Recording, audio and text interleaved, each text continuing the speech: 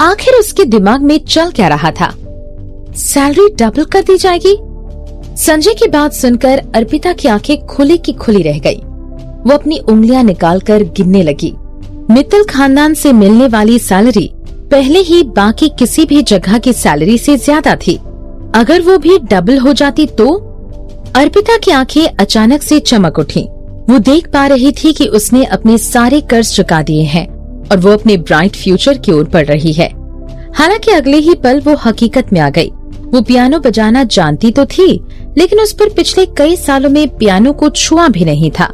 Music की पूरी library उसके दिमाग में खाली पड़ी थी। पायल से बेहतर बजाने का तो छोड़ो, वो तो फिलहाल पूरा सुर भी ढंग से नहीं बजा सकती थी। ऐसे में वो कैसे जीत पाती? अर्पिता का सिर झुक गया। वो संजय को बताना चाहती थी कि वो ये नहीं कर सकती है, लेकिन उसने उसे ये बताने तक का भी मौका नहीं दिया और एक वेटर को बुलाकर उसे स्टेज तक ले जाने के लिए कह दिया। अर्पिता स्टेज पर खड़ी होकर अपने आप को मौत का सामना करने के लिए तैयार करने लगी। वो भारी कदमों के साथ स्टेज पर आगे बढ़ने लगी। वो पियानो के सामने जाकर बैठ गई और अपने सामने उन काली और सफेद पियानो की क्रीज को घूरने लगी। उसके हाथों से पसीना छूट रहा था। क्या एक नर्स सच में प्रोफेशनल पियानो बजाने वाली से अच्छा पियानो बजा सकती है? कोई भीड़ में सवाल करने लगा। सच कहूँ तो यहाँ मौजूद सारे लोगों को पियानो कैसे बजाते हैं पता होगा। हालांकि मैं ये कह सकता हूँ कि मैं वो धुन कभी नहीं बजा पाऊंगा जो पायल ने बजाई, क्योंकि वो बहुत डिफिकल्ट थी। डायरेक्टर अशोक, आप किसको सपोर्ट कर रहे हैं? स्वर्णा जी को? ये तो मैं अर्पिता के पियानो बजाने के बाद ही बताऊंगा। हॉल से डिस्कशन की आवाजें आने लगी। अर्पिता में तो शुरू से ही कॉन्फिडेंस नहीं था। सबकी बातें सुनने पर उसे और भी कमजोर फील होने लगा। उसने गहरी लंबी सांस लेते हुए खुद को फोकस्ड रखने की कोशिश की। अगले ही पल उसने देखा कि पियानो पर पायल ने गाने की धुन के पेपर छोड़ दिए थे। उसे देखकर अर्पिता को एक आइडिया आया। पियानो से आने वाली आवाजों को सुनकर वहाँ मौजूद सारे लोग हैरान रह गए। इसका दिमाग तो खराब नहीं है, ये तो बिल्कुल वही धुन बजा रही है जो मैंने बजाई थी। पायल को जैसे ही ये बात समझ आई, उसने सबसे पहले कहा। पायल को बिल्कुल भी विश्वास नहीं हो रहा था। उसे इस धुन की डिफिकल्टी के बारे में पता था। उसके लिए भी इतने सारे लोगों के सामने वो धुन बजा पाना सिर्फ इसलिए ही मुमकिन हो पाया था क्योंकि वो 1 महीने से उस धुन की लगातार प्रैक्टिस कर रही थी। अभी भी जब उसने इतनी बड़ी गलती कर दी थी, वो काफी किस्मत वाली थी कि उसने इतनी जल्दी अपनी गलती को सुधार दिया था। अर्पिता जैसी एक मामूली नर्स जो सिर्फ ड्रेसिंग करना जानती है, उसे पियानो की प्रैक्टिस करने का वक्त कब मिला? बिना किसी प्रैक्टिस के बाद धुन बजाना पायल के लिए सुसाइड करने जैसा था। पायल ही सिर्फ अकेली नहीं थी। संजय, जिसने अपने मुंह से एक भी शब्द नहीं निकाला था, ना ही कोई मूवमेंट की थी, वो भी अपनी आईब्रो उठाकर अर्पिता को पियानो बजाते देख दंग रह गया। उसकी गहरी सुंदर आंखें स्टेज पर पियानो बजा रही अर्पिता पर आकर रुक गईं। उसकी आंखों में कंफ्यूजन साफ नजर आ रहा था। आखिर उसके दिमाग में चल क्या रहा था? जब पियानो पर वो धुन बज रही थी, सबकी नजरें स्टेज पर टिकी हुई थी। अर्पिता जब पियानो के सामने बैठी हुई थी, उसकी नाजुक उंगलियां पियानो की ब्लैक एंड व्हाइट क्रीज पर आगे पीछे होने लगी। उसकी उंगलियां नाचती हुई परियों के जैसे लग रही थी। पियानो बजाते हुए उसकी खूबसूरती और भी निखर कर बाहर आ रही थी। उसका वहाँ बैठना किसी सीनरी से कम नहीं था। इससे खूबसूरत तो कुछ हो ही नहीं सकता था। लेकिन असली डिफिकल्टी तो गाने के एंड में थी। पियानो बजाने वाले को पूरा ध्यान लगाकर गाने पर ध्यान देना था, जिससे वो गाने के फास्ट टेम्पो को समझ सके। पायल की परफॉर्मेंस को कंपेयर करें तो पायल ने जहाँ तक एक ऊंची और एक नीची बीट को बजाते हुए अपने गाने को खत्म किया, वहीं दूसरी ओर अर्पिता ने काफी नेचुरल और स्मूथ तरीके से अपने गाने को एंड किया। ऐसा लग रहा था मानो कोई परी ही संगीत बजा रही हो। वो देखने में खूबसूरत और सुनने में मधुर था। पूरे हॉल में एक अजीब सी शांति छा गई। डिस्कशन की आवाजें कहीं गायब सी हो गईं। सब अपनी सांसें रोककर अर्पिता की परफॉर्मेंस को देख रहे थे। कोई भी उससे अपनी नजरें नहीं हटा पा रहा था। ऐसा लग रहा था मानो अर्पिता ने उनके दिल को छू लिया था। उन्होंने उस गाने में 4 तरीके से ह्यूमन इमोशंस को एक्सपीरियंस कर लिया था।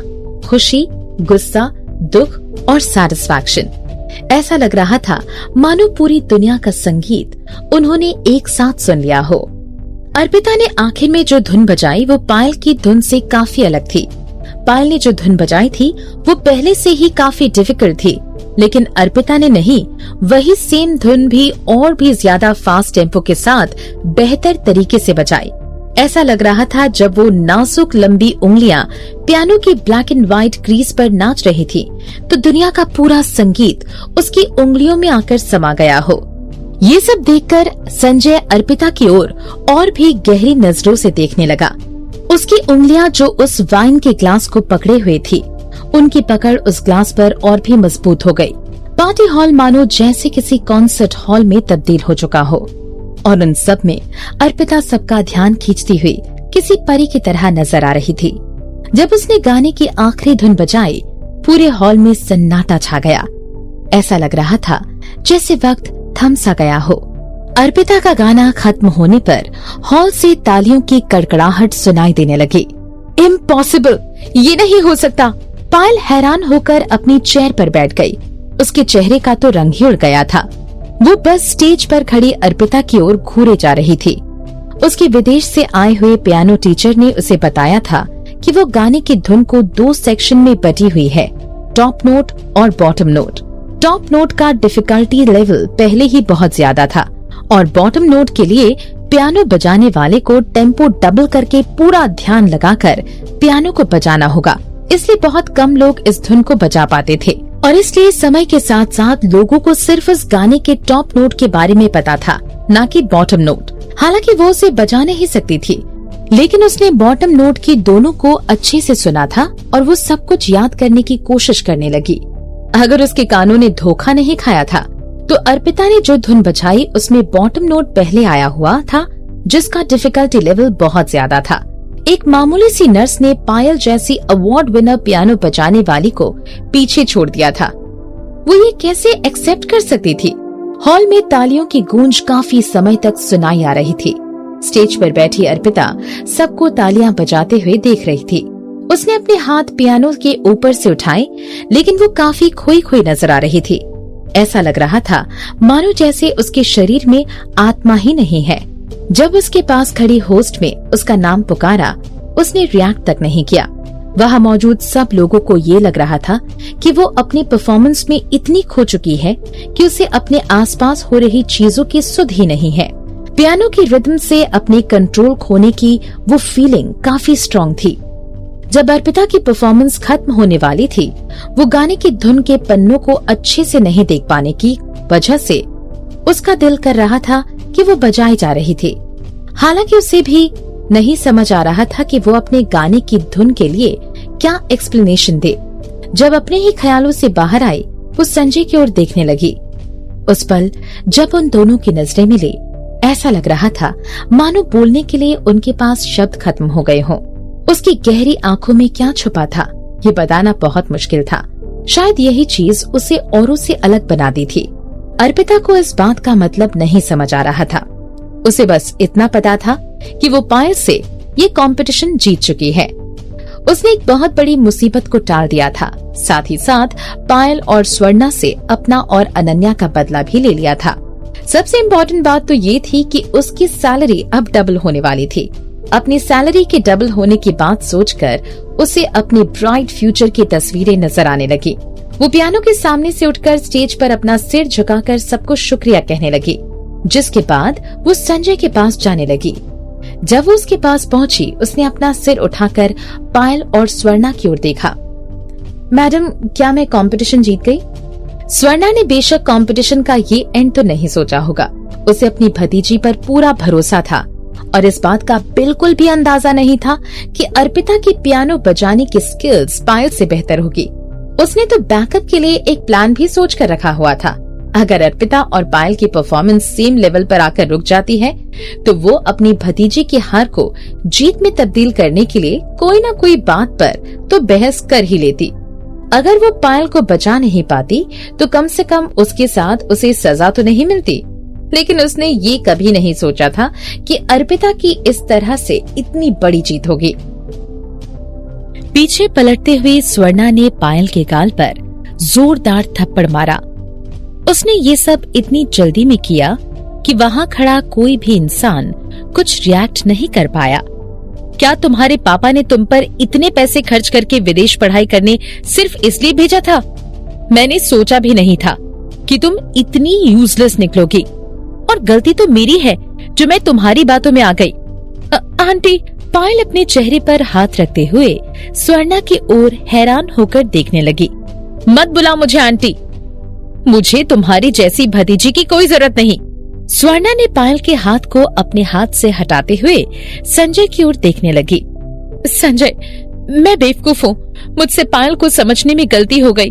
घर से मिले लाड प्यार ने इसे बदतमीज और बेवकूफ बना दिया है। अनन्या के साथ हुए इंसिडेंट के लिए पायल ही बहुत हद तक जिम्मेदार है, तो तुम इसे किसी भी तरह पनिश कर सकते हो। मैं इस पे कुछ नहीं कहूंगी। ये सुनकर संजय अपनी आईब्रो उठाते हुए स्वर्णा की ओर देखने लगा।